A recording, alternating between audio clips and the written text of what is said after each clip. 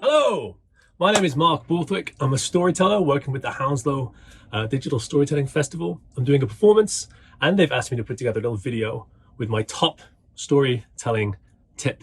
Here I am in my Lake District office. It's a van. The fire is burning away. The hills are beautiful.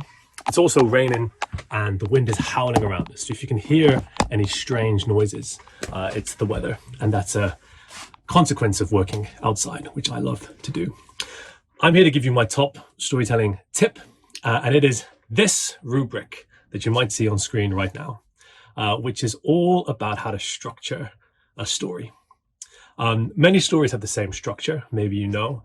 Famously, there's ideas such as the monomyth, which is where every story, roughly speaking, has the same kind of thread through it. For example, many stories in the Celtic cycle have a protagonist who leaves the known out into the unknown, encounters something other to their experience, and returns home having changed. And many stories can fit into that structure. And this is a structure that I got from Ruth Melville, who lives up in Newcastle. Great storyteller, fantastic facilitator. I encourage working with her if you are ever up there.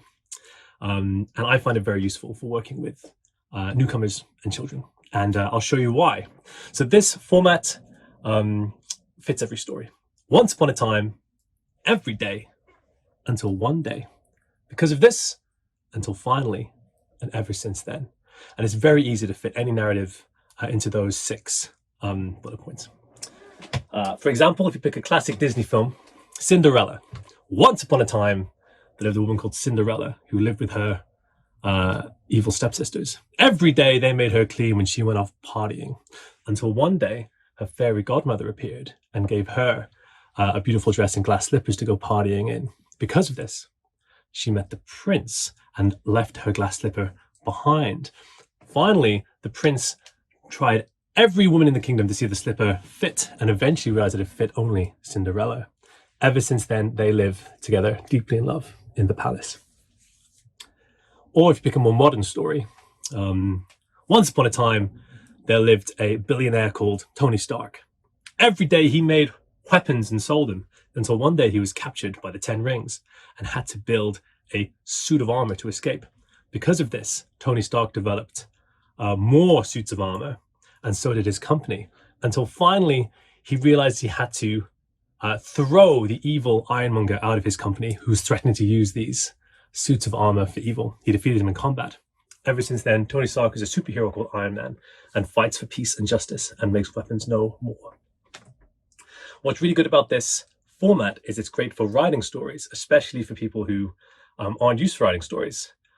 So say you're in a school and you're working with a child whose favorite thing is seahorses, or maybe you are doing a gig at the National Seahorse Museum for National Seahorse Week, or whatever makes you compelled to write a story about seahorses.